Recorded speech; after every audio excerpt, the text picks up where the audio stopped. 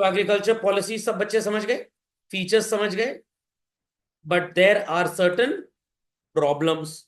अगली heading copy में लिखेंगे सब बच्चे, प्रॉब्लम्स ऑफ इंडियन एग्रीकल्चर। क्या प्रॉब्लम है?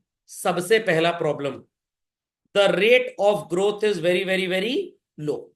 तो पहले देख लेते हैं how much is the rate of growth children. 2.5 से 4% ही हम ग्रो कर पाए चिल्ड्रन। पहली बात समझ में आ गई? पहली बात समझ में आ गई। सेकंड, 2017-18 में 6.6% का ग्रोथ था, जो घट के 2020-21 में कितना हो गया? 3.6। कोविड मत बोलिएगा। तो एग्रीकल्चर सेक्टर में ग्रोथ कम इसीलिए हो जा रही है क्योंकि जो फार्मर्स हैं उनकी अगली जनरेशन इस बिजनेस को कंटिन्यू नहीं करना चाहती, and most of the farmers are into what is called as debt trap. तो जो कमाई हो भी रही है, कमाई हो रही है, ऐसा नहीं कमाई नहीं है, बट वो उस गरीब किसान को नहीं मिल रही। जिस बेचारे से उसने लोन लिया हुआ है वो कमाई उसको इंटरेस्ट के फॉर्म में मिल जा रही है। खोपड़े में बात गई चलन? समझ में आ गया? पक्का? चलिए, बाकी तो टाइम पास टेक्स्ट है, और कोविड की वजह से तो return most of the cases में नेगेटिव भी हो गया। समझ में आ गया? Low growth rate. उपज कम क्यों है खेत की? तो what are the reasons for low level productivity children? जब हम लैंड प्रोडक्टिविटी की बात करते हैं तो इसका मतलब होता है कि 1 हेक्टेयर में खेती कितनी हो रही है। जब ग्रीन रेवोल्यूशन था तो वहां पे हम बात करते थे कि हम ज्यादा से ज्यादा केमिकल फर्टिलाइजर्स यूज करें। ध्यान दीजिएगा, ग्रीन रेवोल्यूशन की उपज लाल बहादुर शास्त्री जी ने 65 में सोची। इंडिया में आते आते 70s हो गया जब इसको चालू किया गया। तो उस जमाने में तो जो जमीन थी बड़ी ऑर्गेनिक थी, मैन्योर बहुत बढ़िया था। स्टार्टिंग में केमिकल आप डालते गए, उसके अंदर कोई ज्यादा फर्क नहीं पड़ा।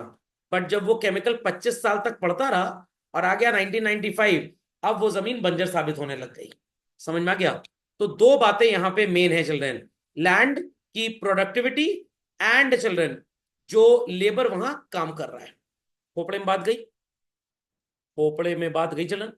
सो जब भी आप लो लेवल ऑफ प्रोडक्टिविटी का आंसर लिखें, दो बातों का जिक्र करिएगा, लैंड और दूसरा उस पर काम करने वाला लेबर। तो रीजन आपको समझ में पहले ही आ चुका होगा। स्टार्टिंग में लैंड नया था, ऑर्गेनिक था, उसके अंदर फर्टिलाइजर डालते गए, कोई खास फर्क नहीं पड़ा, but over the period of time water bed तक वो फर्टिलाइजर्स चले गए। सो 1965-66 का अगर आप ग्रीन रेवोल्यूशन कंपेयर करें तो आज भी इंडिया की प्रोडक्टिविटी उतनी ज्यादा नहीं है। रीजन इज वेल क्लियर, किताब में लिखा हुआ आपको कहीं नहीं मिलेगा, बट वजह यही है बच्चों। बचपन में चाउमीन खाइए, मोमोज खाइए, कोई फर्क नहीं पड़ता। लगातार जब इन बातों का, इन चीजों का सेवन करेंगे, व्हाट विल हैपन? आपकी जो हेल्थ है that will degrade, health will degrade. समझ गए बात को? और चाइना से कंपेयर कर लीजिए, राइस यील्ड इंडिया में 57% ऑफ चाइना है बस। तो वहां पे राइस की खेती ज्यादा क्यों है भाई? क्योंकि वहां पे उनका वेदर भी, क्लाइमेटिक कंडीशन भी उसके लिए बड़ा फेवरेबल है। चाइना जो भी ज्यादा उगाता है हमेशा एक्सपोर्ट अपॉर्चुनिटी देखता है। इंडिया में सिर्फ हम सोचते हैं कि हमें उन चीजों को इंपोर्ट ना करना पड़े। समझ में आ गया? और लेबर तो हमारी थोड़ी कामचोर टाइप की है ही, इंस्टाग्राम ही बनाई जा रही है आजकल। समझ में आ गया? Pressure of population on land, cultivate करने में जितना हमें आउटपुट मिलता है उससे ज्यादा खपत है। मतलब काम करने वाले हाथ कम हैं बट खाने वाले मुंह ज्यादा है चलना। तो हमारी 1 हेक्टेयर की प्रोडक्टिविटी 2018 के डेटा के तहत कितनी थी? 0.116। लोगों की डिपेंडेंसी गांव में बहुत ज्यादा एग्रीकल्चर में।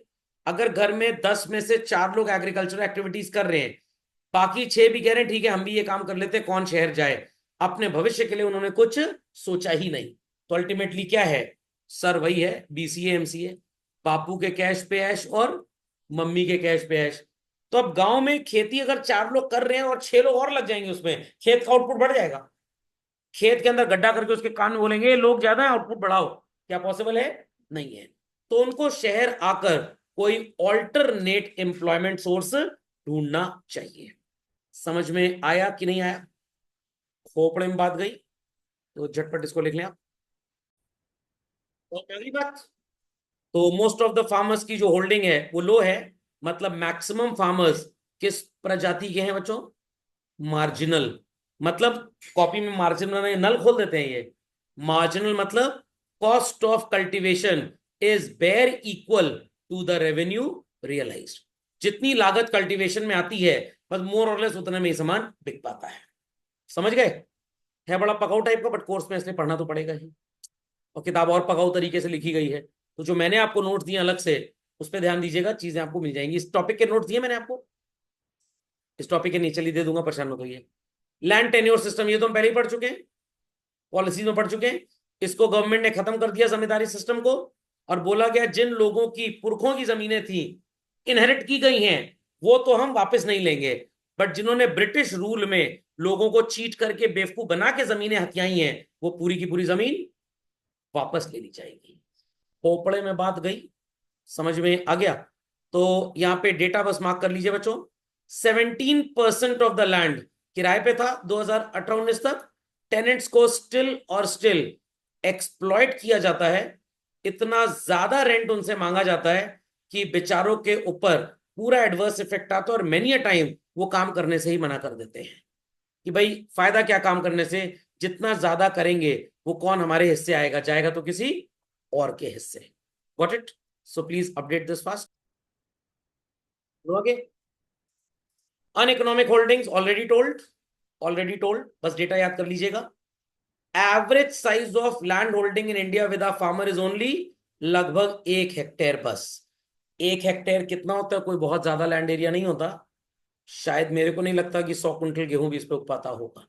बाकी गूगल कर लीजिएगा, और आपने मैथ्स पढ़ी है, हेक्टेयर याद होगा आपको। कोई गेस कर सकता है hectare area is how much? चलिए गूगल करके देखते हैं। 1 hectare area is how many square yards children? ठीक है, तो गूगल करते हैं 1 hectare in metre, 10,000 square metre. और ये एकड़ में कितना हो जाएगा भाई? एकड़ में लगभग 2.5 एकड़ एरिया। कितना? 2.5 एकड़। सर ये बीघे में कितना हो जाएगा? 1 एकड़ कितना होता है? 1 एकड़ तो एक ही एकड़ होता है। तो 1 एकड़ to bigha, it is 3.9 bigha. 1 bigha is 2,760 square yards. एक बार चेक कर लू, स्क्वायर फुट तो बहुत छोटा कैलकुलेशन हो गया। 1 बीघा इन स्क्वायर यार्ड्स, YARDS। हाँ चलिए, ये हर देश का नहीं, 3,028 है 1 बीघा। हाँ, स्क्वायर यार्ड, सॉरी, कहीं कहीं वो अलग अलग स्टेट में अलग अलग चलता है। 3,000 स्क्वायर यार्ड। एक स्क्वायर यार्ड कितना होता है पता है? 3 feet by 3 feet, 3 feet by 3 feet area एक स्क्वायर यार्ड होता है। समझ में आ गया? तो 3,000 स्क्वायर यार्ड किस में आएगा? एक बीघे में। एक बीघे में था ना? 1 bigha equals to 3,000 square yard, मतलब 1 bigha equals to 9,000 square feet. 9,000 square feet. और हम क्या ढूंढ रहे थे? 1 हेक्टेयर टू बीघा, करेक्ट? तो 3.9 बीघा होता है, इंटू 3.9 कर दीजिए, 4 ही मान लीजिए, 9 4 जा 36, 36,000 स्क्वायर फीट। 36,000 square feet. अगर बात करें, मान लीजिए एक लैंड एरिया शहर में, घर 30 फीट उसकी चौड़ाई है और 70 फीट उसकी गहराई है, ये 2,100 स्क्वायर फीट हो गया। कितना? 2,100 स्क्वायर फीट। तो इस जैसे कितने घर बन जाएंगे भाई? 36,000 अपॉन 2,100, 17 घर बन जाएंगे बस। तो आपके मोहल्ले में लगभग 15-17 घरों को मिला लीजिए, वो 1 हेक्टेयर हो गया। तो 15-17 इतने बड़े घरों में क्या 100 क्विंटल गेहूं उगेगा? नहीं उगेगा। इसीलिए बेचारे किसान बहुत गरीब हैं। समझ गए भाई? सो फर्दर डेटा मार्क करिए। 86% स्मॉल एंड मार्जिनल फार्मर्स हैं जिनके पास 2 हेक्टेयर से भी कम लैंड है। 0.4% ऐसे फार्मर्स भी हैं जिनके पास अकेले 10 हेक्टेयर से ज्यादा जमीन है। 0.4। तो रईस किसान देश में कम है और गरीब ज्यादा। एज अ रिजल्ट यही रईस किसान, जो गरीब किसान होता है, उसको नुकसान भी पहुंचाते हैं कितनी बार। समझ में आ गई बात भाई? तो स्मॉल और मार्जिनल ही 60% है देश में बच्चों। इसीलिए इनकी फर्दर जो आबादी है, जो आगे बच्चे के होते हैं, वो इस काम को करना चाहते ही नहीं, क्योंकि कमाई बहुत कम है इसमें। आउटडेटेड टेक्निक, अब ये तो मेरे को बुक लिखने वाला ऑथर ही बकवास लगता है। एक तरफ कह रहे हैं कि मॉडर्न टेक्निक यूज हो रही है, एक तरफ कह रहे हैं आउटडेटेड। तो ये तो बताओ, पहले आउटडेटेड चलता था, that is pre British era, या आप ये भी बोल सकते हैं प्री इंडिपेंडेंस एरा। तो प्री इंडिपेंडेंस एरा में आउटडेटेड टेक्निक हुआ करती थी। लोग वुडन, वो जुताई के लिए यूज किया करते थे, एक हल टाइप होता था ना उनके पास, आगे दो बैल लगा करते थे। ट्रेडिशनल सीड्स होती थी, हाई यील्डिंग वैरायटी सीड्स उस समय होती नहीं थी। ट्रैक्टर्स वगैरह एकदम लिमिटेड थे। इसलिए ट्रेडिशनल एंड आउटडेटेड या आउटमोडेड, मोडेड का मतलब ओल्ड मॉडल या मोड ऑफ एग्रीकल्चर। समझ गए बात को? समझ गए बात को भाई? पक्का? Inadequate agriculture facilities use to be there. यहां पे भी डेटा डेटा इंपॉर्टेंट है बस। 52% एरिया 17-18 तक ऐसा था जहां पे प्रॉपर इरिगेशन अवेलेबल था। मतलब 48% किसानों को तो एग्रीकल्चर एक्टिविटीज के लिए, खेती के लिए पानी की अवेलेबिलिटी ही नहीं थी चिल्ड्रन। तो जब पानी नहीं होगा क्या हम खेती कर पाएंगे? And they have to mostly depend on what? Rainfall. और रेनफॉल का भी सबसे बड़ा प्रॉब्लम क्या थी? होती भी थी तो ठीक ठाक नहीं हुई, कभी हुई कभी नहीं हुई, तो it was uncertain and irregular. इसीलिए इंडियन एग्रीकल्चर को बोलते हैं गैम्बल इन रेनफॉल। तो आपसे एग्जाम में क्वेश्चन आ सकता है, with reference to agriculture explain gamble in rainfall. तो आपको ये समझाना पड़ेगा, और बिना डेटा के एग्जाम में 0 मिलेगा, ये बात याद रखिएगा। क्योंकि डेटा ही और कुछ है क्या, बाकी तो स्टोरी लिखी हुई है, कोई भी बच्चा लिख के चला आएगा। ओके, डेटा ही बताएगा कि आपका ज्ञान कितना मजबूत है। समझ गए? कब है जी कोई क्वेरी इस पे? No sir. क्या क्या क्या? बस याद रखना है, डेली पढ़ना है इसको। डेली 4 बार किताब खोल के पढ़ना है। घर जाके अपने नोट्स बनाइए, हेडिंग लिखकर अंडरलाइन करिए, शेड करिए, और डेली पढ़िए। पापा मम्मी को भगवत गीता, कुरान, बाइबल, गुरु ग्रंथ साहब से कैसे याद है? डेली पढ़ते हैं। मेरे कैसे याद है आज क्या पढ़ाना है किस बैच में? कैसे याद है क्या था? मैं किताब खोल के बैठता हूँ क्या न्यूमेरिकल के लिए? तो डेली पढ़ेंगे, याद हो जाएगा। बचपन में पूछते ना ये कौन है, बोलते थे पापा ये कौन है, मम्मी, याद हो गया। समझ में आ गया? अब जिस रिश्तेदार से 10 साल में एक बार मिलेंगे, वो रिश्तेदार याद रहेगा? हाँ, कुछ भीनी भीनी से यादें हैं, लग रहे थे आपको। जैसे कोविड में एक ऐड आता था, एक सरदार जी अपने बच्चे को घुमा रहे हैं, उनका बच्चा कह रहा है फॉर्च्यूनर से बाहर मुंह डालते हुए, पापा ये बिल्डिंग मेरे को याद आ रही, मैं यहाँ कभी गया था। पापा के नालायक तेरा स्कूल है, याद कर ले इसको। तो बार बार आपको इसको लर्न करना पड़ेगा डेली। 10 घंटे की पढ़ाई, एक सिंपल फॉर्मूला है, जिस क्लास में है, स्कूल कोचिंग छोड़ो, उसका आधा पढ़ना है आपको। 11वीं में तो 5.5 घंटा स्कूल कोचिंग की पढ़ाई के अलावा पढ़ाई करनी है। सोना कम है, खाने में 5 से 6 मिनट, कोई 56 भोग तो बनता नहीं किसी घर में। 2 दाल 1 सब्जी यही बनती है मैक्सिमम। और 56 भोग बने तो हमको बुला लीजिएगा। डेली पढ़ेंगे तभी कुछ हो पाएगा। और ये ज्ञान आज नहीं हमेशा काम आएगा, कल को ग्रेजुएशन फिर यही सब पढ़ना है। और अभी अगर ठीक से पढ़ा होगा आपने, तो वहां पे आपको टाइम कम देना पड़ेगा। उसके बाद हमारे जो किसान है बेचारे, मार्केटिंग भी ठीक से नहीं कर पाते हैं। तो इसके लिए भी गवर्नमेंट काफी मेजर्स इंप्रूव कर रही है, बट ये हो नहीं पा रहा है। क्यों? क्योंकि भाई स्टोरेज भी बहुत बढ़िया नहीं है, ट्रांसपोर्टेशन फैसिलिटी बहुत अच्छी नहीं है। पॉइंट लिख दिया सबने? और देयर आफ्टर ट्रांसपोर्ट के साथ साथ जो हमारा फाइनेंस भी है, या जिसे हम रूरल क्रेडिट बोलते हैं बच्चों, that is highly lacking with us in India. तो ड्यू टू दीज रीजंस हमारे किसान इस वजह से भी मेनी अ टाइम्स बहुत अच्छा आउटपुट या बहुत अच्छा परफॉर्म नहीं कर पा रहे हैं।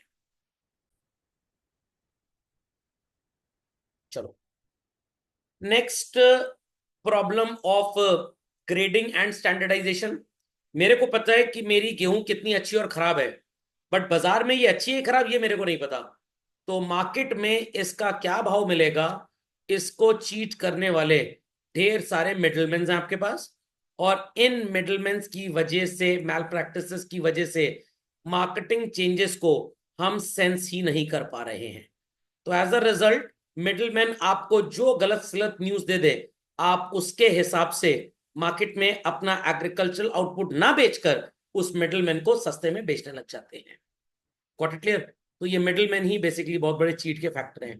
और इसी वजह से गवर्नमेंट, मोदी जी नया एग्रीकल्चर बिल लेकर आए थे। इन मिडलमैन ने धरना प्रदर्शन वगैरह करके बोल के कि फार्मर को नुकसान किया जा रहा है, फार्मर को गलत समझाकर कि इस बिल के तहत तुम्हारा खेत सरकार हथिया लेगी। अब फार्मर तो वैसे ही बैल बुद्धि होते हैं, पढ़े लिखे ज्यादा होते नहीं है, बाकी चीज में दिमाग रहता है, यहाँ पे फंस गए उनके चंगुल में। प्लस ये जो मिडलमैन होते हैं ये फाइनेंसर की तरह काम करते हैं, तो आपने जिससे ढेर सारा पैसा उधार लिया है, क्या आप उसके अगेंस्ट जा पाएंगे?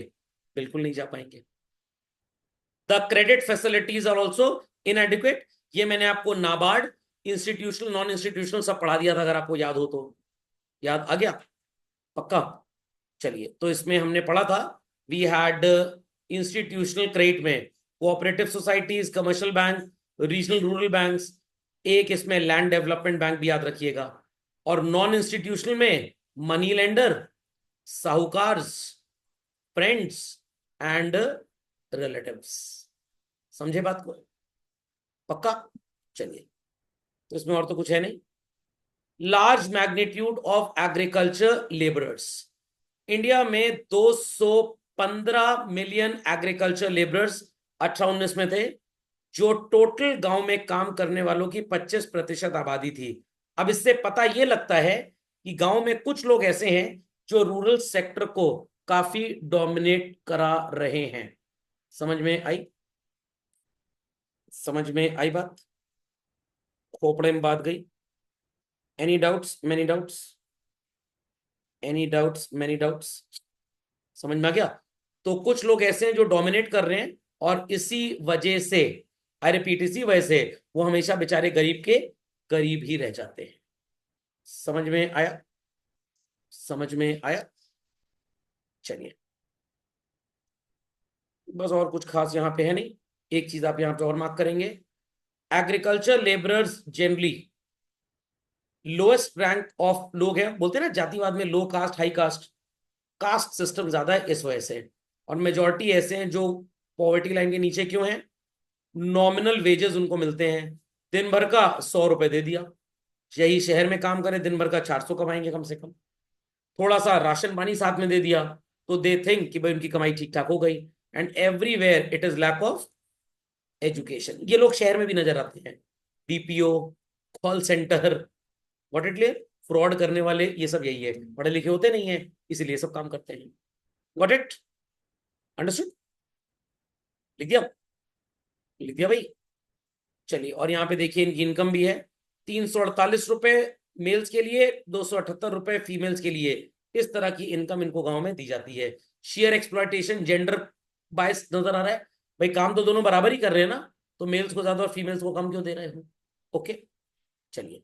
लो इनकम एग्रीकल्चर एक्टिविटीज में एवरेज मंथली इनकम एक इंसान की 10,200 रुपए पर मंथ थी 2019 के नेशनल सैंपल सर्वे के डेटा के accordingly, and so called 50% of the cultivated household are indebted. अब देखिए, पहले क्या लिखा था, क्या पढ़ा हमने?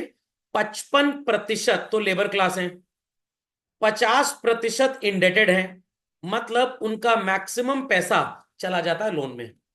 कमाते कितना थे? महीने का 10,000, और on an average annual outstanding date कितना है एक घर पे? 74,000 रुपए का, मतलब लगभग 7 महीने की कमाई तो सिर्फ लोन में ही चली जा रही है। खोपड़े में बात गई? तो आप 60% पैसा सिर्फ अपनी उधारी के लिए चुका रहे हैं, तो कमाएंगे क्या? Logic understood well? Problems of Indian agriculture होते हैं इसी के साथ समाप्त। किसी की कोई फर्दर क्वेरी भाई?